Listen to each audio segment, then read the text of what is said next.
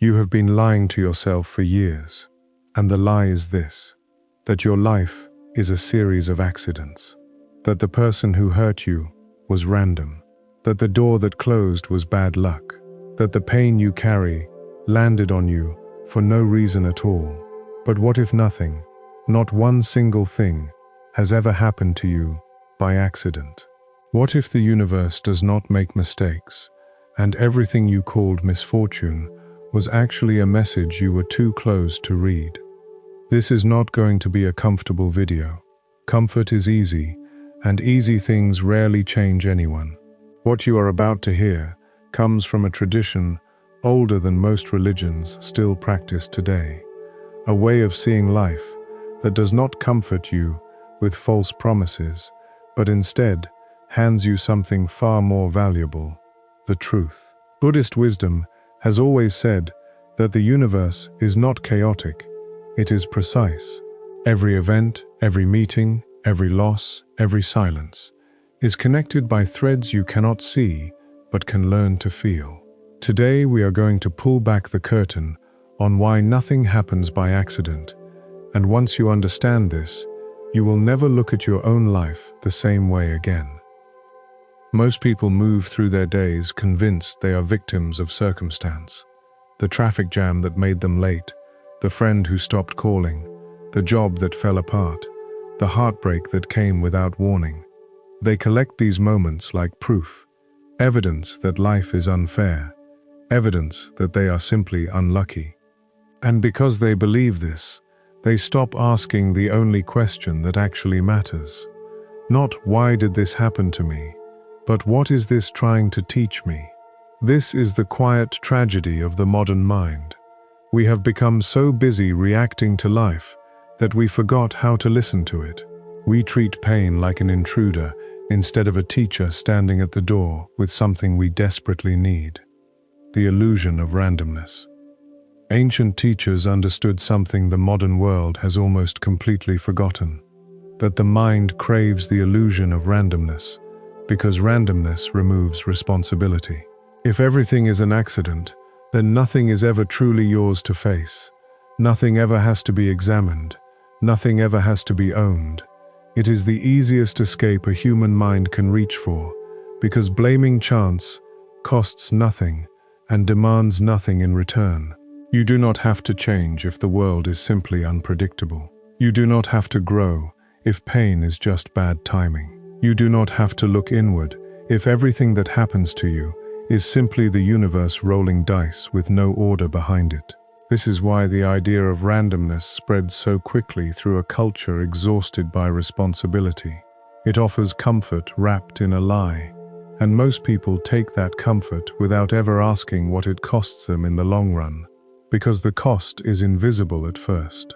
It only becomes visible years later, when the same wounds keep opening in new disguises, and the person still has no idea why. But look closely at your own history. Not the version you tell other people, but the real one. The one written in patterns you have been too afraid to name. The same type of person keeps appearing in your relationships, wearing different faces, but carrying the same wound, the same distance, the same inability to stay. Maybe it is someone who cannot commit, someone who disappears the moment things get real, someone who mirrors a parent you swore you would never end up choosing. The same type of failure keeps repeating in your work, not because the universe is targeting you, but because something inside you keeps recreating the exact conditions that lead there. The same self-doubt sabotaging you at the finish line, the same fear of being seen, fully causing you to hold back at the exact moment courage was required. The same fear keeps returning in different costumes, sometimes as anger, sometimes as avoidance, sometimes as exhaustion that has no clear cause, sometimes as a restlessness that makes you leave good things before they can become great things. This is not bad luck. This is your inner world speaking through outer events. Again and again, patiently, almost mercifully, until you finally stop and listen. Most people never stop long enough to notice this rhythm, because they are taught to look at life one event at a time, isolated, disconnected, unrelated to anything that came before it. A breakup is just a breakup. A job loss is just a job loss. A friendship that fades is just something that happens. Society trains us to treat each event as its own separate island, unconnected to the islands before it. And this training is exactly what keeps the pattern invisible. But if you widen the lens, if you stop looking at single frames and start watching the whole film from beginning to end, you begin to see something unsettling and beautiful at the same time. The events of your life are not scattered. They are choreographed by something inside you that has been trying to get your attention long before the pain arrived loudly enough to force you to notice. Tapping gently at first, in small warnings you brushed aside, before finally arriving as a full collision you could no longer ignore. This is what ancient teachers meant when they spoke of the illusion of randomness. They were not denying that difficult things happen, that loss is real, that suffering exists and deserves to be honored rather than dismissed. They were pointing at something deeper, that the difficult things happening to you are shaped by patterns you carry, patterns formed by old beliefs, old fears, old wounds that never fully healed and have been quietly steering your choices from somewhere beneath your conscious awareness. The universe is not cruel enough to scatter meaningless suffering across your life for no reason. It is precise enough, patient enough, to keep sending you the same lesson in slightly different packaging until the lesson is finally learned, whether that packaging is a relationship, a career setback, a friendship, or a health scare that finally forces you to slow down and listen to something you have been ignoring for years. What looks like coincidence from a distance reveals itself as rhythm once you stand close enough to see it clearly, and once you see it, you can never fully unsee it again. The pattern, once named, loses its power to hide. This is uncomfortable to accept, because it means the story you have been telling yourself, the story where you are simply unlucky, simply unfortunate, simply a victim of timing and circumstance beyond your control, is not the whole truth. It means somewhere inside the chaos, there is a pattern with your fingerprints on it, a thread you have been pulling without realizing you were the one holding it. And yet, this discomfort is exactly where real change becomes possible, because you cannot transform what you refuse to see, and you cannot release a pattern you have not yet had the courage to name honestly. The moment you stop calling your life an accident is the moment you start becoming someone capable of shaping it instead of merely surviving it.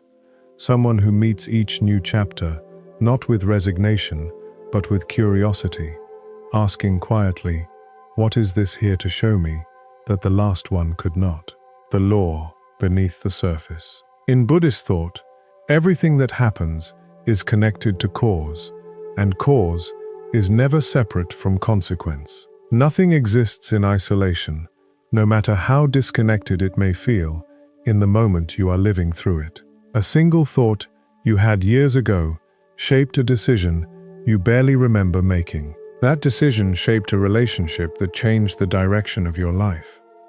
That relationship shaped who you became, quietly, invisibly, one small moment layering on top of another until the person you are today stands as the sum of 1,000 causes you never consciously tracked, 1,000 seeds planted long before you understood what they would grow into. You cannot see the whole chain while you are living inside it, the same way you cannot see the shape of a forest while standing between the trees, surrounded by trunks and shadows, with no way to measure how far the woods extend in either direction, no way to know whether you are near the edge or deep in the center. But step back far enough, gain enough distance, enough stillness, and the chain becomes visible. This is one of the hardest truths to sit with, because it means the pain you are facing today did not arrive out of nowhere. It arrived because something, somewhere, was set into motion long before you felt its effects, and now it has returned to complete its circle, closing a loop that opened years, sometimes decades, before you noticed it closing.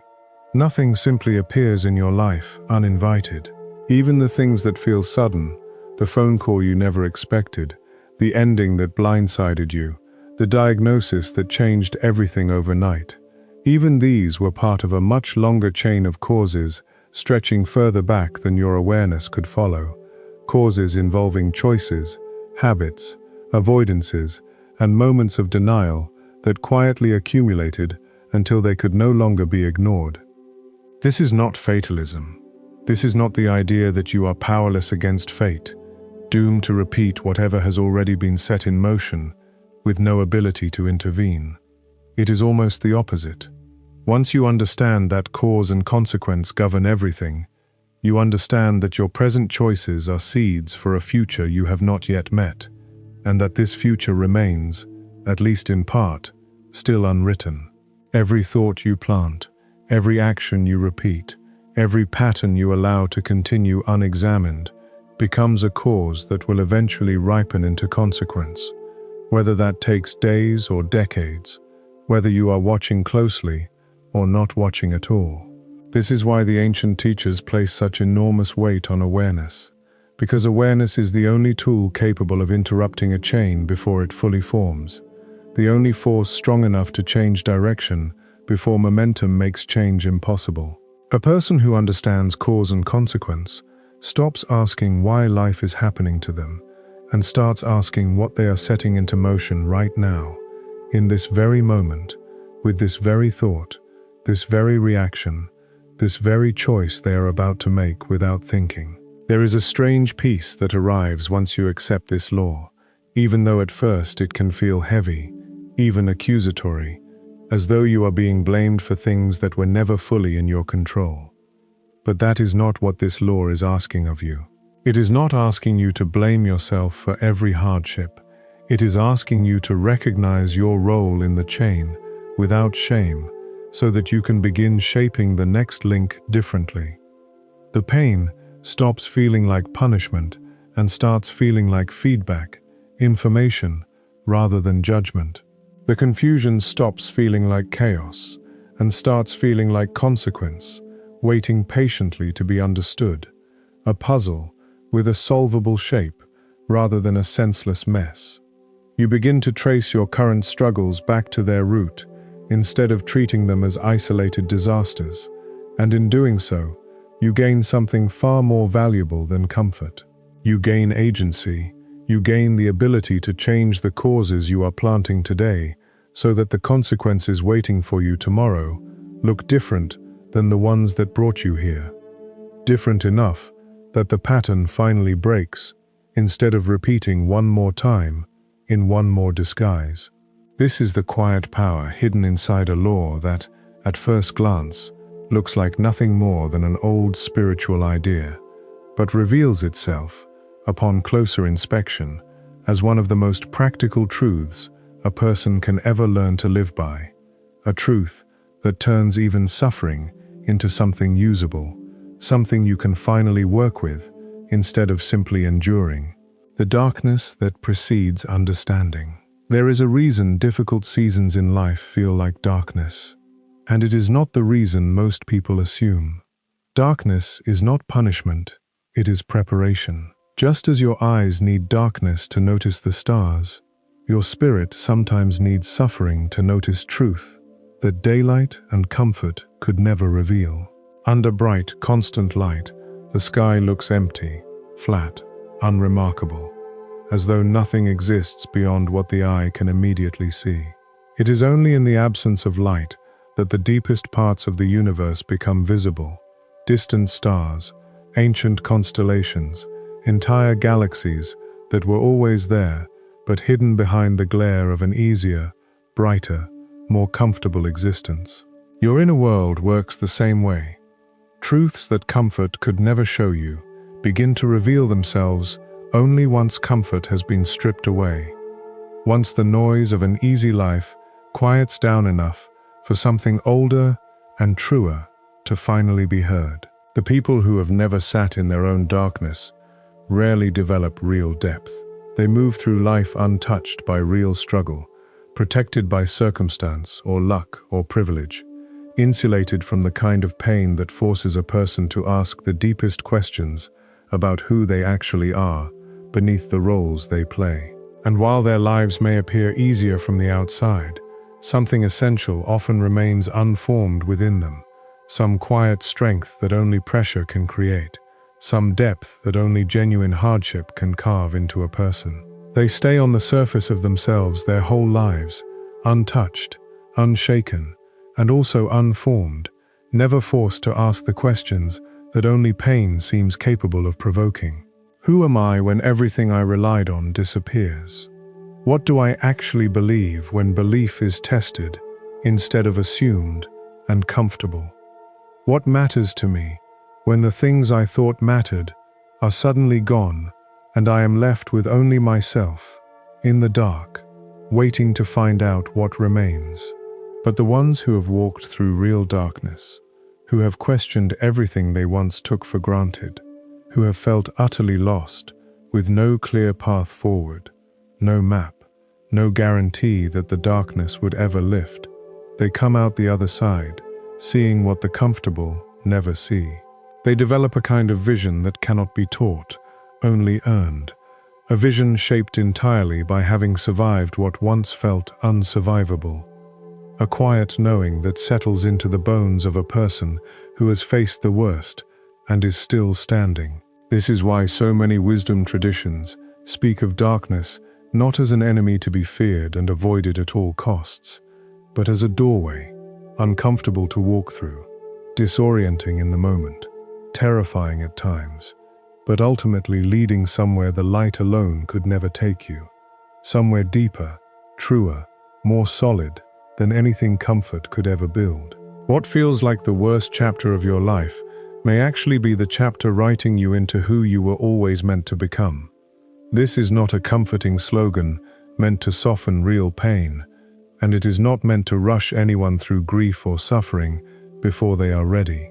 It is a pattern that repeats across nearly every meaningful transformation in human history, whether spiritual, personal, or creative, whether it happened to ordinary people or to the teachers whose wisdom still echoes across centuries. The breaking almost always comes before the becoming. The darkness almost always precedes the clarity that follows it, not because darkness is good in itself, but because it strips away everything false, everything borrowed, everything that was never truly yours to begin with, leaving only what is real. And though no one would choose suffering if given the option, those who have lived through it and emerged on the other side rarely regret what it taught them, even as they would never wish to repeat it, even as they would never wish it upon someone else. Darkness, in the end, is not something happening against you. It is something happening for you, slowly, painfully, but with a purpose that only becomes visible once you have walked far enough through it to finally reach the light waiting quietly on the other side. A light that means so much more to you now than it ever could have meant before you knew what its absence felt like. The people who enter and exit your life. Nobody crosses your path without reason. Even the ones who hurt you deeply, even the ones who left without explanation, without a goodbye, without ever giving you the closure you spent months or years quietly hoping for. It feels random in the moment, doesn't it? It feels like a wound that appeared out of nowhere, inflicted by someone who simply wandered into your life and then wandered out again, leaving nothing behind but confusion and an ache you could not name. But nothing about the people who enter your world is as random as it appears from the inside of the pain.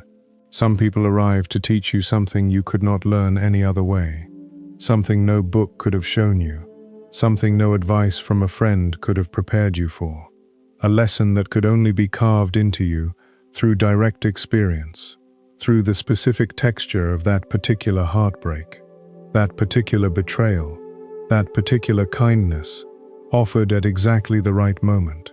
Some arrive to mirror a wound you had buried so deep you forgot it existed, bringing it to the surface not to torment you, but because a wound that stays hidden can never actually heal. It sits there quietly, shaping your choices from beneath the surface, until someone finally arrives who is capable of touching it directly, forcing you to finally look at what you have spent years avoiding.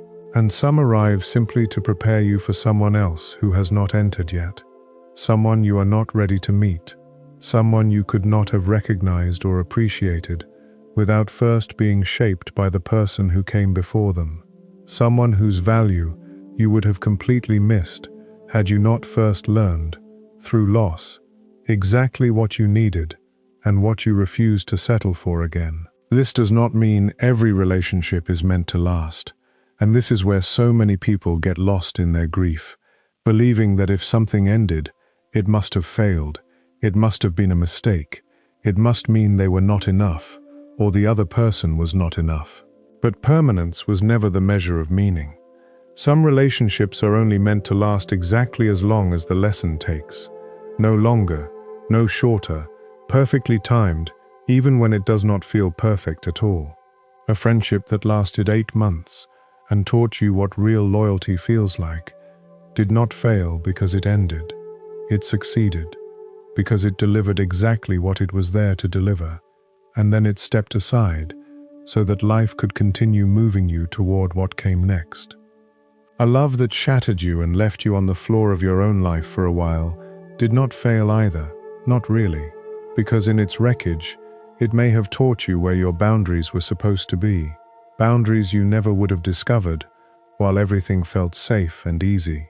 It is only in the collapse of something that we often finally see the shape of what was missing, the shape of what we actually need, drawn in sharp relief against the backdrop of what was taken from us. When you understand this, the grief of losing someone begins to soften, not because the loss stops hurting, because it will still hurt, sometimes for a long time, sometimes in waves that arrive unexpectedly on quiet afternoons, or during songs that used to mean something, catching you off guard in a grocery store or in the silence of a car ride home. The grief softens because you start to see the deeper architecture behind the pain, the structure holding it up, the reason threaded quietly through the wreckage, a reason you could not see while you were standing too close to the rubble to notice the shape of what had actually been built.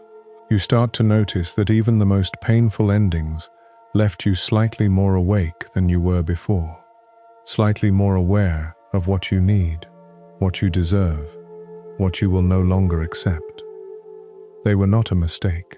They were a message wearing a human face, walking into your life dressed as an ordinary person, when really, they were carrying something meant only for you, something you could not have received any other way, something that required exactly their voice, their timing, their particular way of leaving, in order to finally land. Think about the people who have already exited your life, the ones whose names still catch slightly in your chest when you hear them, spoken by someone else in passing, unaware of what that name once meant to you. At the time, their leaving may have felt like the end of the world, like proof that something was wrong with you, like a wound that would never close, a wound you were certain you would carry forever without ever finding relief. But look at who you are now. Look at what you learned from the version of yourself that loved them, trusted them, fought for them, or grieved them. Somewhere inside that experience, whether you have fully realized it yet or not, a piece of you was formed that could not have been formed any other way. Perhaps you learned what silence feels like when someone stops choosing you, and that silence taught you to never again abandon yourself the way they abandoned you. Perhaps you learned what real support feels like, only because you first experienced what its absence felt like. Contrast is often the only teacher able to reach us. We rarely appreciate warmth until we have felt the particular cold of someone's indifference, until we have sat long enough in that cold to know, without question, what we are no longer willing to accept from another person. This does not mean you should search for meaning while still bleeding, forcing yourself to feel grateful before you have even allowed yourself to grieve. Grief deserves its own space, its own time, its own honesty, without being rushed toward a lesson before the wound has even had a chance to close. But somewhere further down the road, usually much further than we expect, the meaning tends to reveal itself quietly, almost gently, arriving not as an explanation, but as a kind of peace that settles over the memory without erasing its pain. You begin to understand that the people who left were never punishing you by leaving. They were simply finishing their part in a much longer story, one that includes chapters they were never meant to stay for, chapters written specifically for their presence, and then, just as specifically, written for their absence. And this understanding changes how you move forward, how you meet new people, how you experience new connections, without the constant fear that everything meaningful is destined to disappear the moment you allow yourself to feel something real.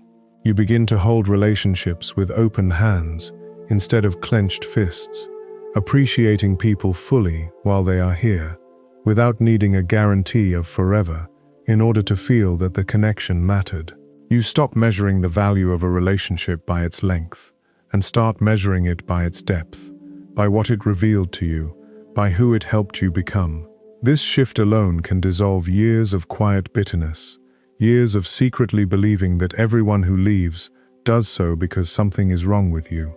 Some leave because their part in your story simply reached its natural end, the same way a chapter ends not because the book has failed, but because the story is ready to move forward into something new, something that could not have begun while the old chapter was still holding the page open. The small signs you keep ignoring.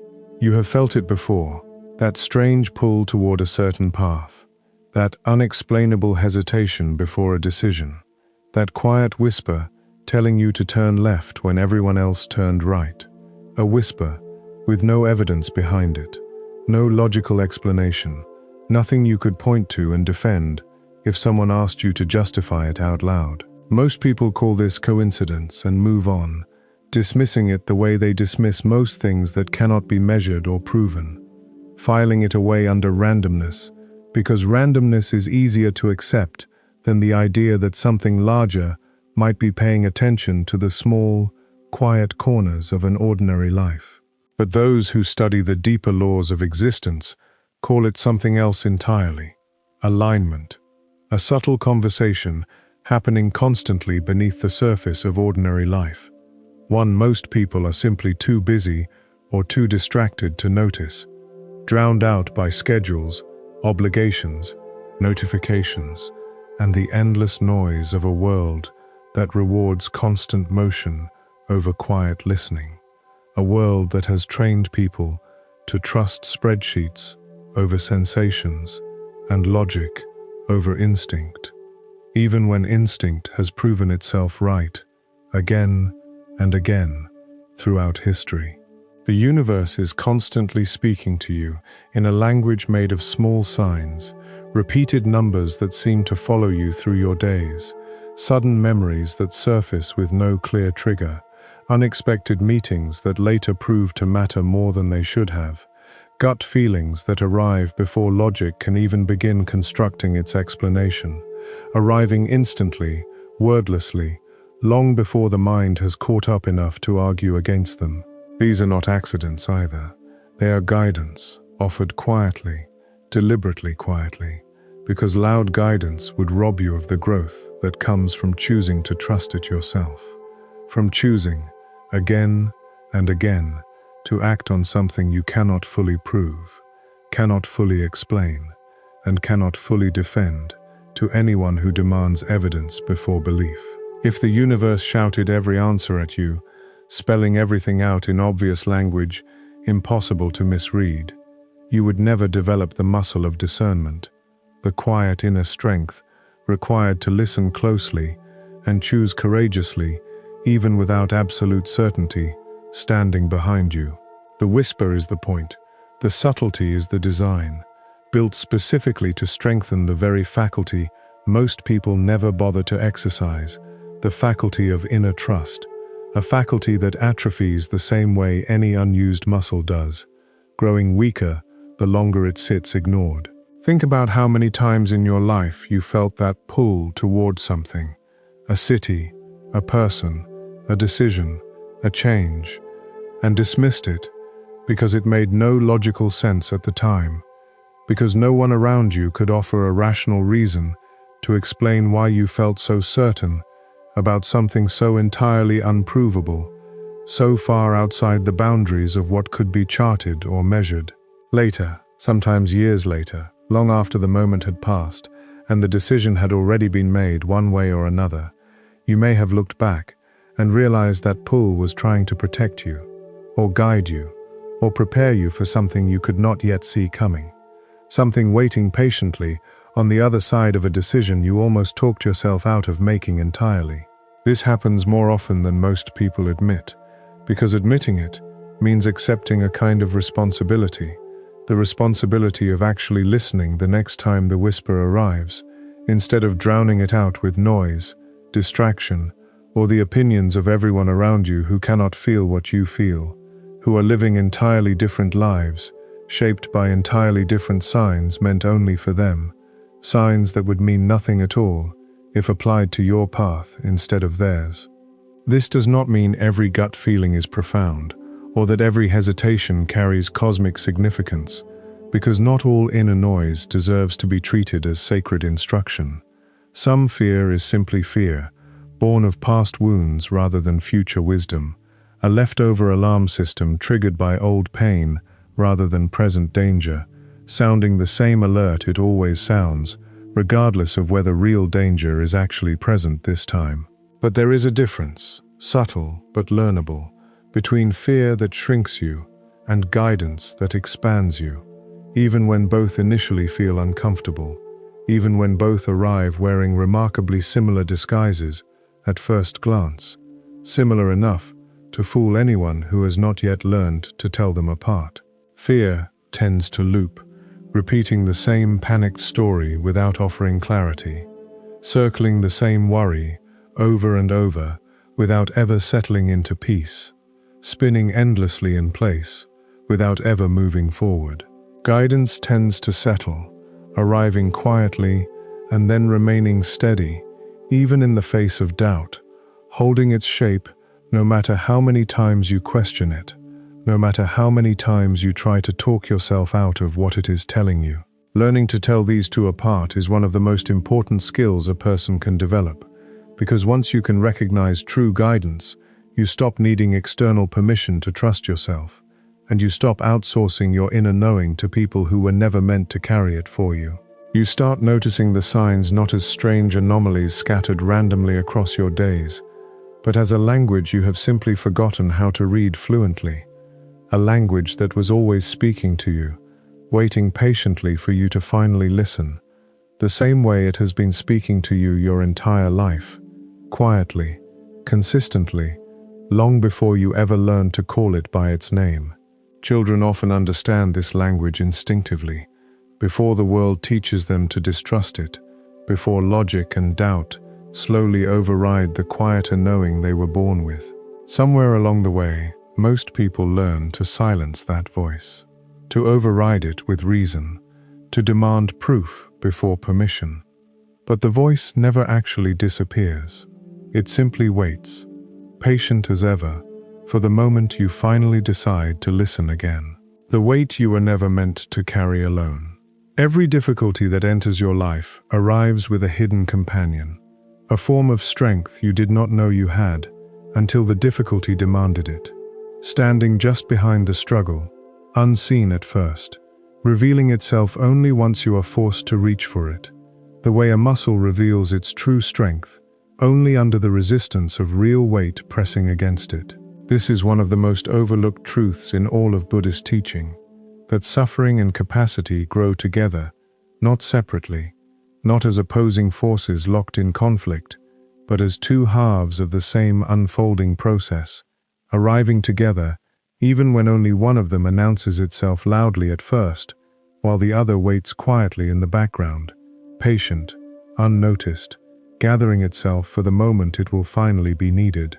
Most people, when hardship arrives, feel only the weight of it, only the immediate, crushing presence of whatever has fallen onto their shoulders, and they cannot yet sense the companion strength standing just behind that weight. Because strength rarely introduces itself before it is called upon.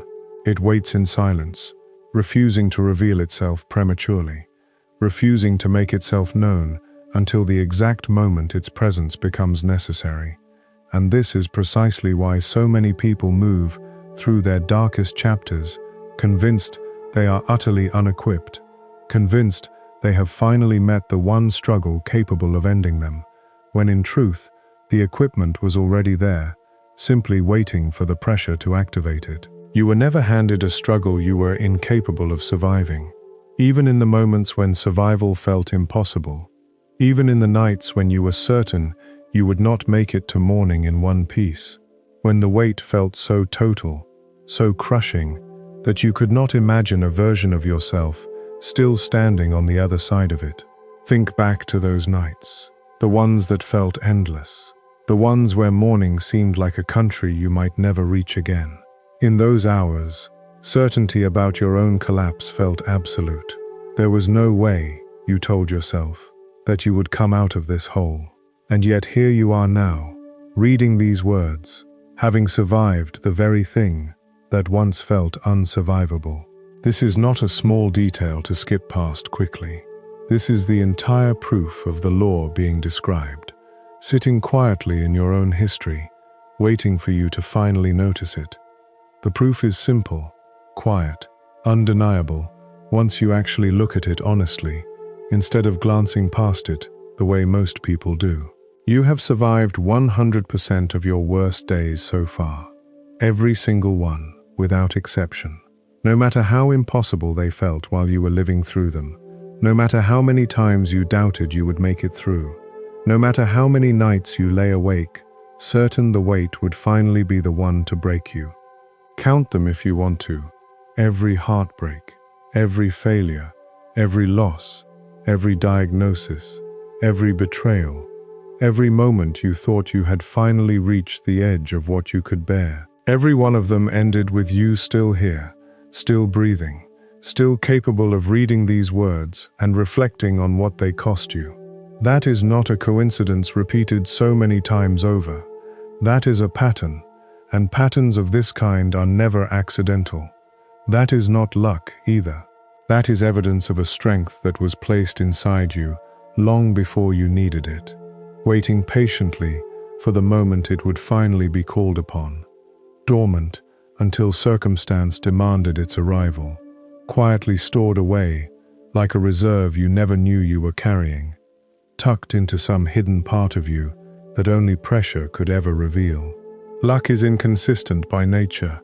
Luck cannot explain a pattern this reliable, a pattern that has held true across every single crisis you have ever faced, regardless of how different each one looked on the surface. What explains a pattern this consistent is not chance, but design, some quiet architecture built into you long before your current struggles arrived, an architecture that has proven itself capable, again and again, of carrying weight that once seemed impossible to bear.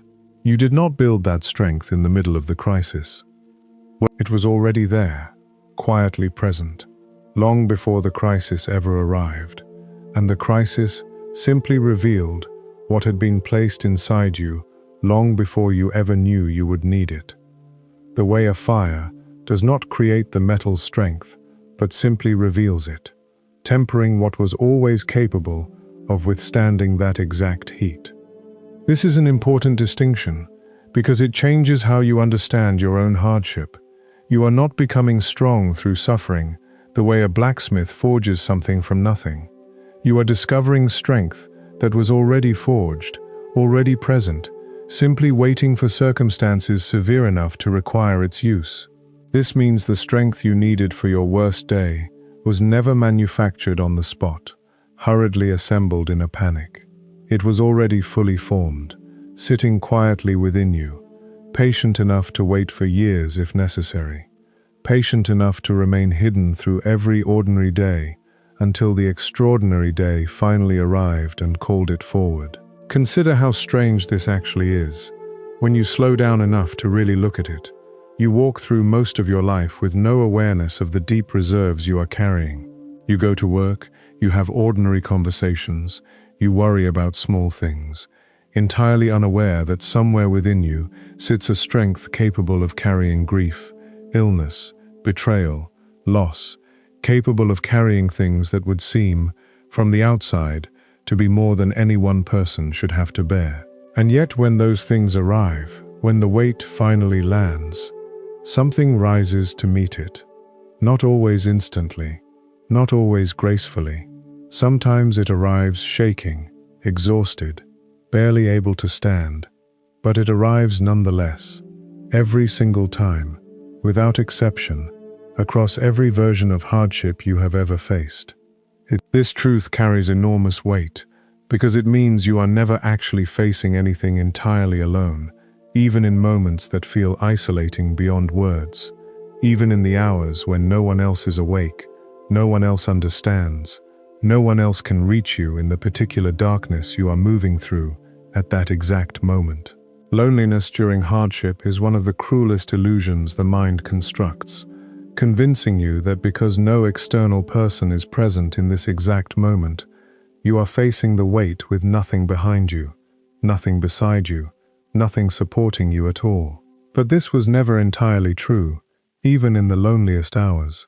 Even when no one else understands what you are going through, even when the people around you cannot offer the support you need, cannot fully grasp the shape of what you are carrying, something within you has already been equipped for this exact moment, standing quietly beside you, waiting only to be called forward from wherever it has been resting.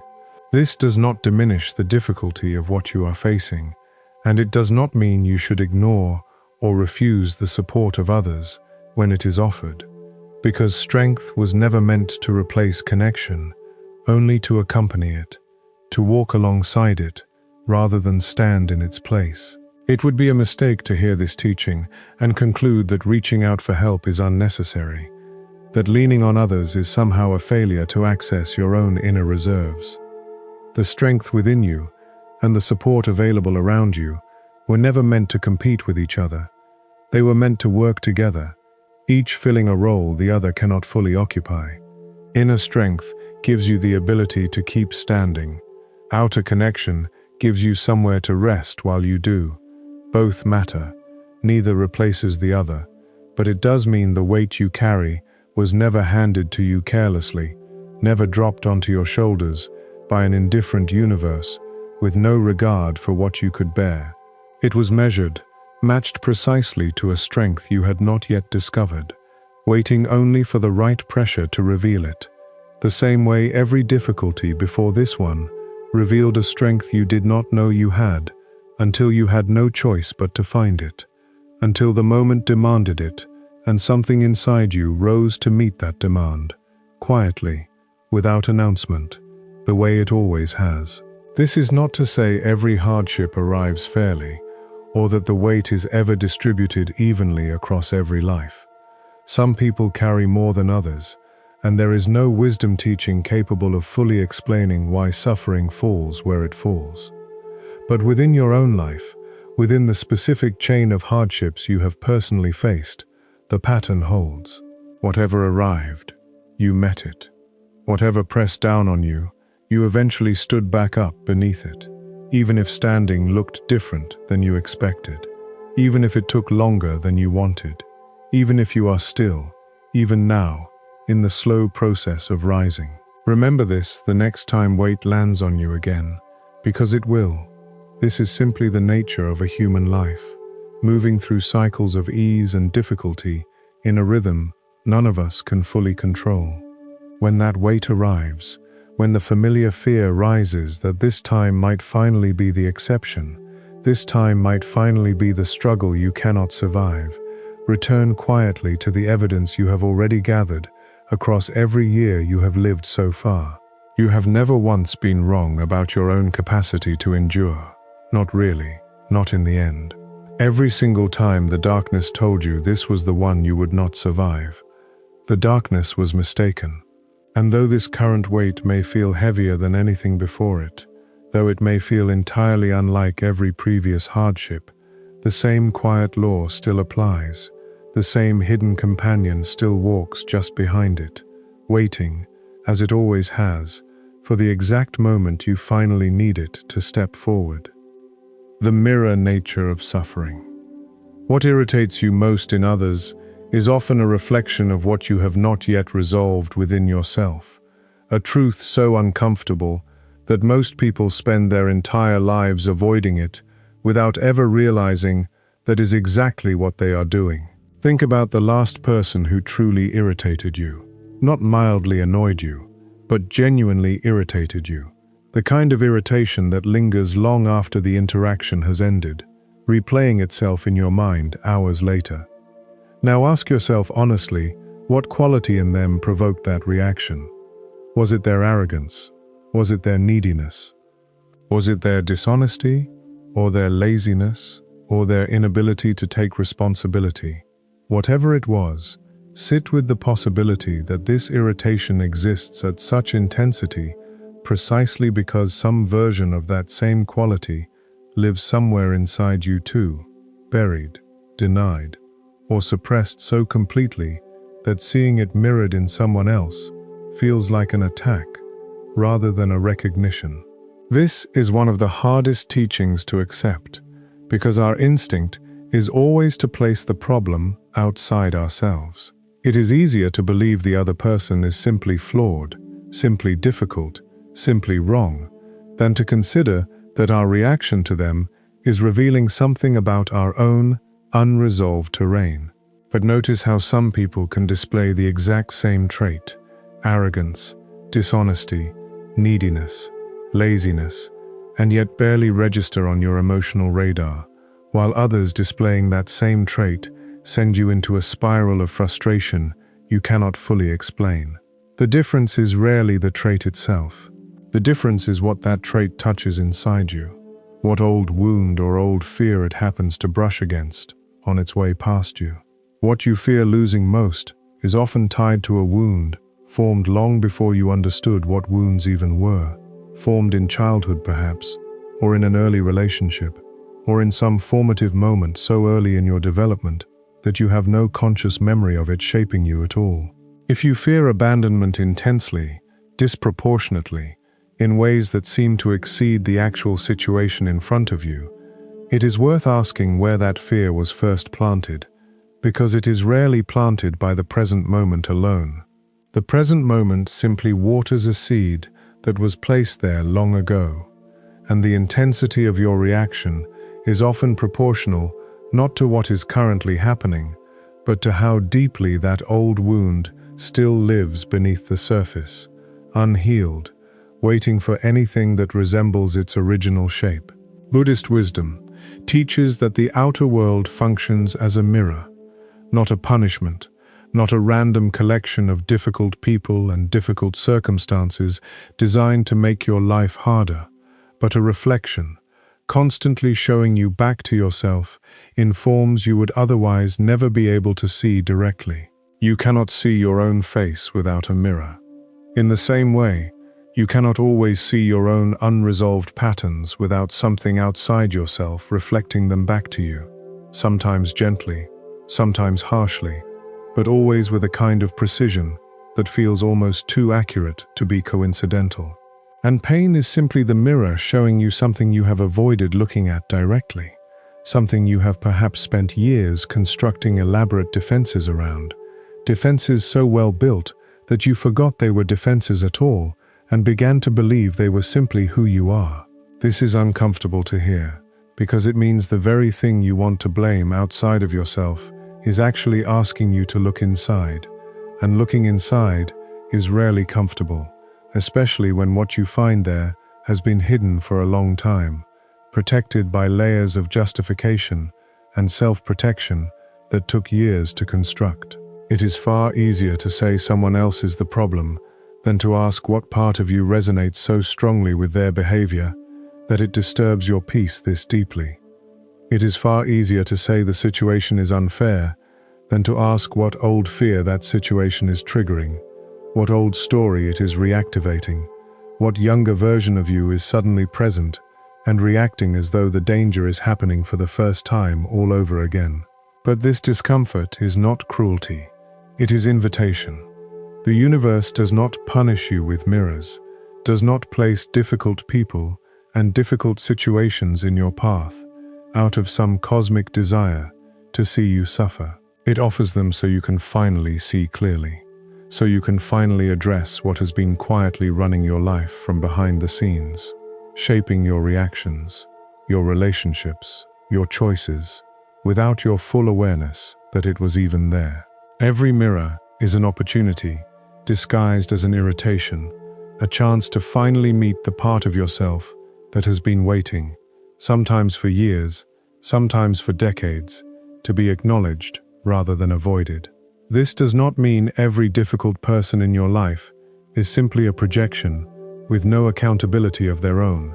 Some people genuinely behave in harmful ways, and recognizing your own reflection in a situation does not mean excusing someone else's behavior or pretending harm did not occur. The mirror teaching is not about self-blame, and it is not about letting others avoid responsibility for how they treat you. It is about noticing the emotional charge behind your reaction, the intensity that goes beyond what the situation alone would warrant, and asking what that intensity is trying to show you about your own inner landscape. Two people can experience the exact same difficult behavior from someone else and walk away with completely different emotional aftermaths. Because what gets triggered internally depends entirely on what is already present beneath the surface, waiting to be stirred. Once you begin to see life this way, something remarkable starts to happen. The people who irritate you the most become, strangely, some of your greatest teachers, not because they intended to teach you anything, but because your reaction to them keeps pointing you back toward exactly what needs your attention. The situations that trigger you most intensely become less like random misfortune and more like a curriculum, showing up again and again in different forms until the lesson beneath them is finally learned, the wound finally acknowledged, the pattern finally interrupted. This reframe does not make the pain disappear, but it does give the pain a purpose, and pain with a purpose is always easier to carry than pain that feels senseless and cruel. The return to light. Every teaching about darkness eventually leads back to light, because that has always been the point, the reason for the darkness in the first place, the destination the entire journey was quietly moving toward, even when it did not feel that way at all. Darkness was never the destination, only the passage, a corridor you walk through, rather than a room you are meant to live in forever. And yet so many people, once inside that corridor, become convinced that darkness is permanent, that the difficult season they are living through will simply continue indefinitely, that light is a concept reserved for other people's lives, rather than something waiting quietly for them as well. The traditions that speak so often of shadow and struggle do so because they know something essential, something modern culture has largely forgotten in its obsession with constant positivity and quick fixes, that light means nothing to someone who has never known its absence. A person who has never experienced real darkness cannot fully understand what light actually is. They may recognize it intellectually, describe it accurately, even appreciate it in a surface way, but they cannot feel its full weight, its full relief, its full meaning, because meaning requires contrast, and contrast requires having lived through the opposite. You cannot fully appreciate clarity until you have survived confusion, real confusion, the kind that leaves you unsure of who you are, what you believe, or where your life is heading. It is precisely because you have wandered through that fog, disoriented and uncertain, that clarity, when it finally arrives, feels less like information and more like relief, less like an answer and more like coming home. You cannot fully value peace until you have lived through chaos. The kind of chaos that leaves your nervous system exhausted, your mind racing, your sense of safety completely dismantled. Peace experienced after chaos is not the same as peace that was simply always present and never tested. It carries weight, it carries gratitude, it carries a depth that untested peace can never quite reach. This is why the darkest seasons of your life are so often followed by the clearest understanding you have ever felt, not despite the darkness, but because of it. Something about being stripped of comfort, certainty, and ease forces a kind of honesty that comfortable seasons rarely demand. When everything is going well, there is little reason to ask the deep questions, little reason to examine your beliefs, your relationships, your direction.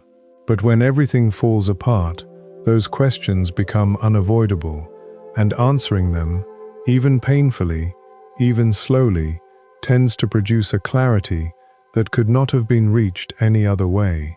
The contrast is not cruelty, it is contrast doing exactly what contrast is meant to do, making the light impossible to miss once it finally arrives, ensuring that when relief finally comes, you recognize it fully, feel it completely, and never take it for granted the way you might have before the darkness taught you what its absence actually costs.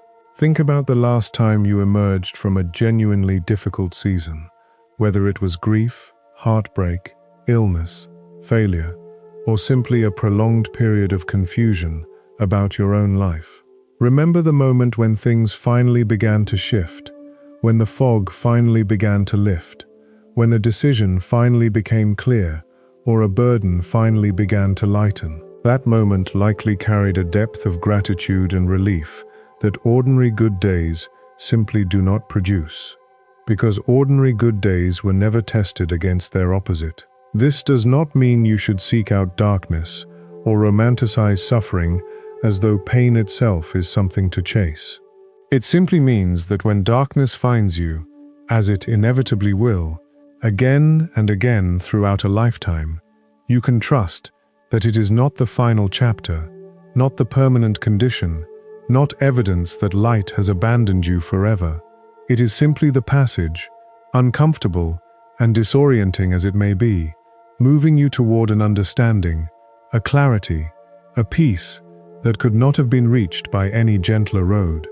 The traditions that speak of darkness always speak of light in the same breath, because they understood something true about the architecture of growth itself, that the two are never separate, that one is always quietly preparing the way for the other, and that the deepest light in anyone's life almost always arrives carrying the fingerprints of the darkness it walked through to get there.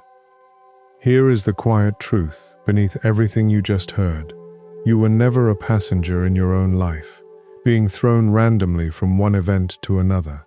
You were always the point where every thread converged, the place where cause met consequence, the space where darkness eventually had to answer to light. Nothing happened to you, everything happened through you, shaping you, sharpening you, preparing you for a version of yourself that could not have existed without every single one of those moments you once called accidents. So the next time life hands you something painful, something confusing, something that feels like it came from nowhere, remember what you now know. Nothing happens by accident. The person, the loss, the delay, the darkness, all of it was moving you somewhere, even when you could not see where. You are not unlucky. You are unfinished, still being written by forces far more intelligent than random chance. And one day, when you look back at this exact moment, you will finally understand why it had to happen exactly the way it did. If this made you see your own life differently, subscribe, because there is more truth waiting for you here.